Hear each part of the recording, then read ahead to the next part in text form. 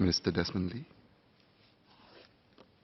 Mr. Chairman, may I have your permission to present 2 slides in the course of my presentation, and also a little bit more time to complete this joint segment?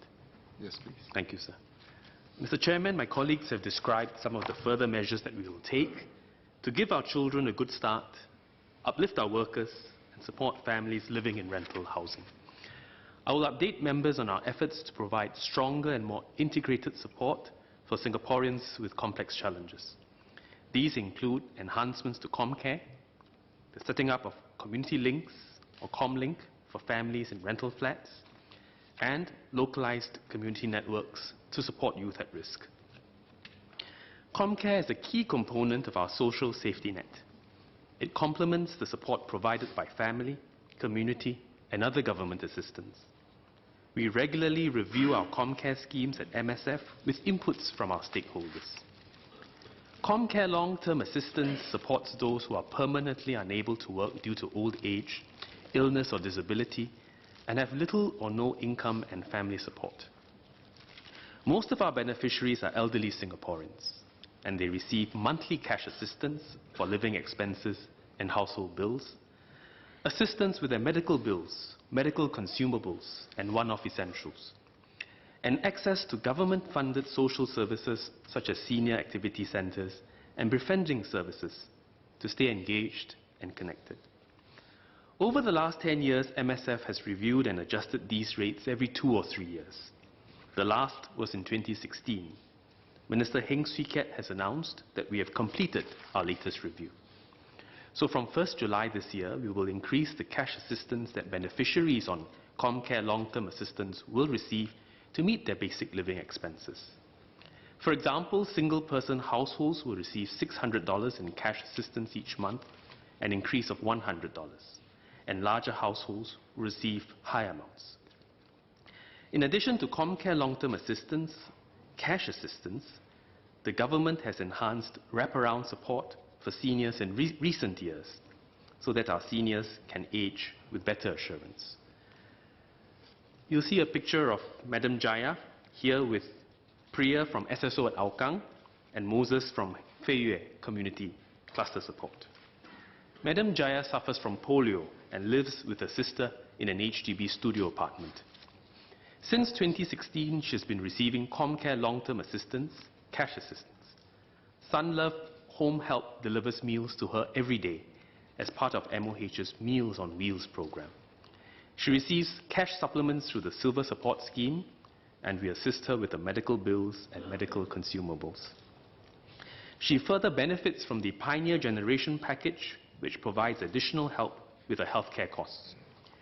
Madam Jaya spends time at the Fei Yue Senior Activity Centre at Hougang every day. Fei Yue Cluster Support Officers also visit her every year to check on her well-being.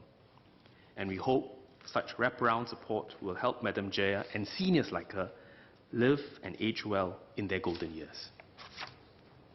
Sir, apart from ComCare long-term assistance, we provide ComCare short to medium-term assistance, or SMTA, to help families tide over difficult times and regain stability.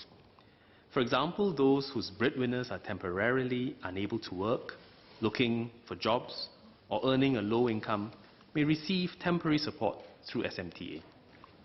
We have similarly reviewed ComCare SMTA to keep pace with living expenses and changes in expenditure patterns. So from 1st July this year, new SMTA beneficiaries, as well as those who have their assistance renewed, should expect an increase in their cash assistance. Amounts will vary depending on their needs and financial circumstances. These are part of our efforts to strengthen social assistance for the vulnerable, which Dr. Lilian Neo and Mr. Seah Ken Ping have asked about. Now, beyond enhancing our social assistance schemes, we must continue to strengthen the ways in which families receive help. Families facing complex situations often require support beyond financial assistance, and it can be challenging for them to navigate the system and interface with multiple agencies and VWOs. To achieve better sustained outcomes, we are working to provide more comprehensive, convenient, and coordinated assistance, and I'll share more at MSF's COS. I will move on to the second significant area of strengthened support, which concerns rental families. Senior Parliamentary Secretary Ms. Sun Xueling had just earlier described some of MND's efforts to help families living in rental flats. We will also do more to enhance support holistically for these families, and in particular, to work with a network of partners to help them and their children overcome early disadvantages and do better as they grow up. In July last year, I sketched out plans to set up social service hubs at or near rental flats. Dr. Lilinio and Mr. Sia Kemping have asked about our plans, and over the past few months, we have been consulting our partners.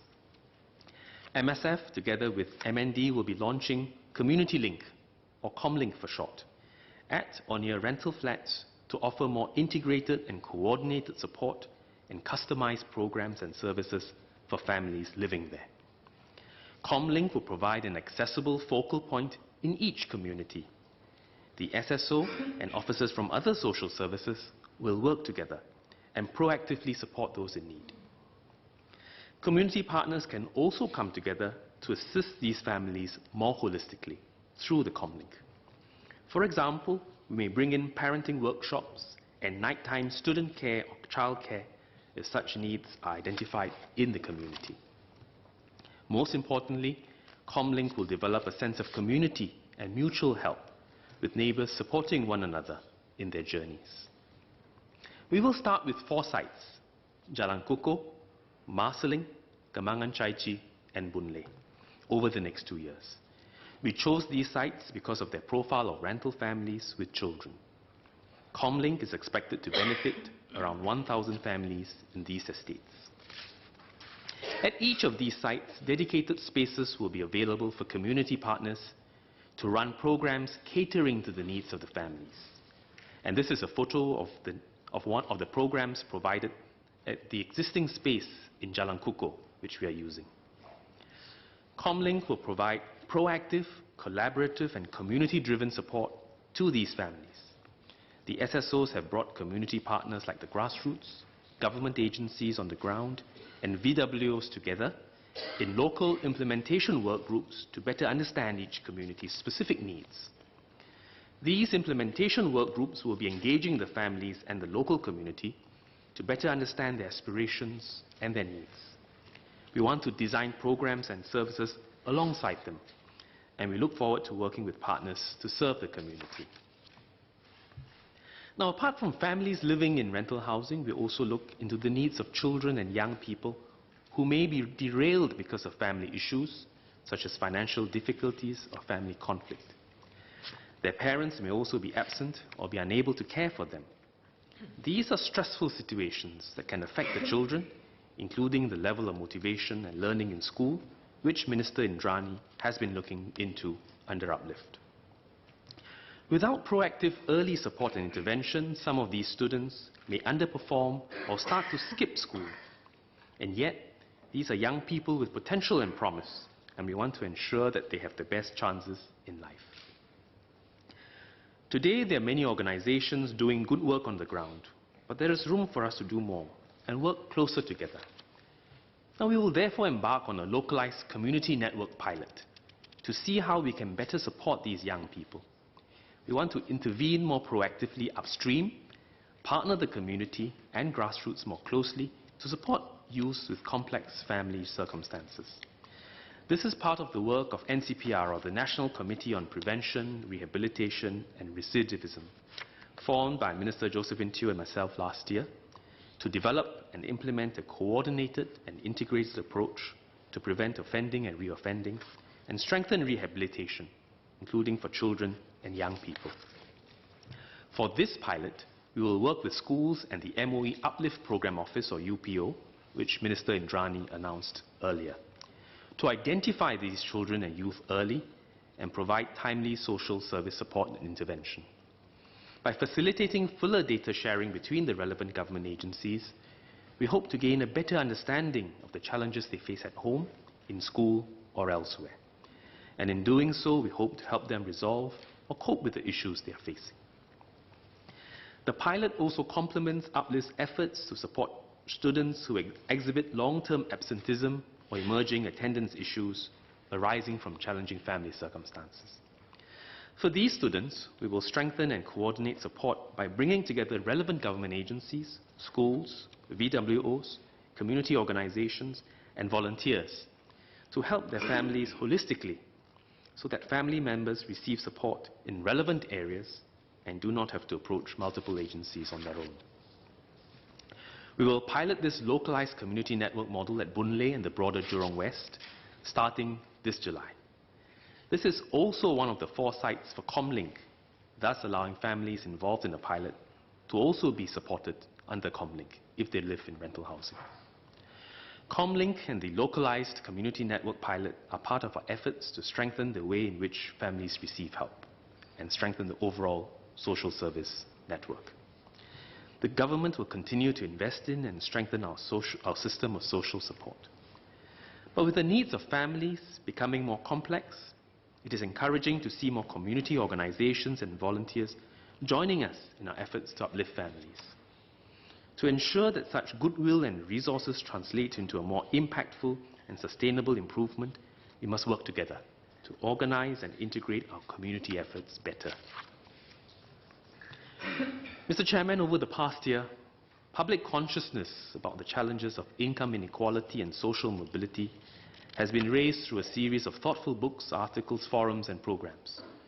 These include Channel News Asia's documentary entitled Regardless of Class, narrated by Dr. Janil Puthucheary, books by academics such as Associate Professor Teo Yo Yen's This Is What Inequality Looks Like, and the volume edited by Professor David Chan on How Working Together Matters.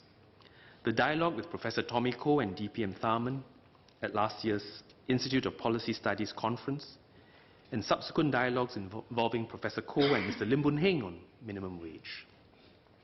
Op-eds by practitioners, policymakers, and academics such as Dr. Sudha Nair, SMS Maliki Osman, Associate Professor Walter Thazira, to name a few, and forum letters by members of the public. Mr. Muhammad Ershad asked for the government's views on the positions taken in Prof. Chan's and Prof. Teo's books, and I presume by extension, the views on inequality articulated by other academics and commentators in the media. This isn't quite the right platform for a full exposition and assessment of the broad range of issues raised, and the government has in fact set out its views and approach on inequality and social mobility earlier, in particular in PM's parliamentary reply, DPM Tharman's interview with the Straits Times, and MSF's occasional paper entitled Improving the Lives of Low-Income and Vulnerable Families in Singapore. So let me make a few broad points to close this joint segment. First, we welcome the diversity of views and ideas on inequality and social mobility. It gives us the opportunity to see fresh perspectives, step back and challenge our own assumptions so that we can continue to make our system better. And it focuses us on how each of us can play our part to help uplift Singaporeans in need. Second, we are encouraged that many more people are volunteering and giving generously. More companies are asking how their giving can be made more impactful. And we can achieve greater impact if we better harness our collective resources and complement each other's efforts. Third, there are many causes of inequality, not just a single cause. From differences at birth in people's abilities, to differences in resources that parents can invest in their children. From differences in educational outcomes, to the way technology and market forces shape wages of different groups of Singaporeans. From the difficulties and derailers that life's circumstances present, to issues of individual motivation and mindset. From lack of awareness about health schemes and support services, to challenges in navigating the system and accessing these opportunities and schemes. Because there are multiple causes, our solutions must be multifaceted. We must tackle inequality practically rather than ideologically. So where inequality is caused by differences in how much resources families can invest in their children, we put in significant investments to narrow the gap and give children from lower income households a good start in life. For example, through preschool. Where there is structural income inequality, we put in place structural measures to mitigate these. For example, the progressive wage model in specific sectors, the workfare income supplement, which has just been enhanced, the silver support scheme, and permanent GST vouchers and transfers. Where mindsets and motivations are an issue, our social workers seek to counsel, nudge, inspire. Where life circumstances derail and anchor people down, we try to intervene where possible upstream to help to solve these difficulties and challenges in their way. And where complex and interlocking problems consume a family's attention and ability to access opportunity or respond positively to social interventions, we find ways to strengthen and integrate our social support for them. Fourth, we are committed to tackling the unfinished business of inequality, to borrow the words from my colleague, Minister Ong Ye Kung. We will keep studying fresh ideas and approaches, both here and abroad. We do not assume we have all the answers. We don't. We will try out pilots, experiment and partner community groups working hard on the ground. This is what communities and committees and working groups set up by the government, like Uplift, M-Cube and others, seek to do. To examine issues closely, to identify gaps and close them, and work with our community partners to identify workable solutions we can implement on the ground. No system or solution is perfect, and few, if any, policies come without trade-offs or unintended consequences. When new ideas or philosophies are offered, we need to see how they have worked in other societies and carefully consider the fuller implications and trade-offs so that good intentions do not lead to counterproductive results. Mr. Chairman, the important work of building a society of opportunity for all extends well beyond our four ministries, to the whole of society and to all Singaporeans. In fact, if you listen throughout COS, you find that in many ministries there will be schemes and programs, thoughts and ideas that we'll implement that address the issue of income inequality and social mobility. None of us got to where we are today on our own efforts alone. Along the way, we were offered opportunities, second chances, or a helping hand. Similarly, we should pay it forward. Our society is stronger and more resilient when all Singaporeans come together and we look out not only for ourselves, but for our families, our neighbours, and fellow Singaporeans in need. And as we do this and ensure that all Singaporeans have the chance to pursue their dreams, regardless of their background and starting points. And this is the society of opportunity that we aspire towards. Thank you.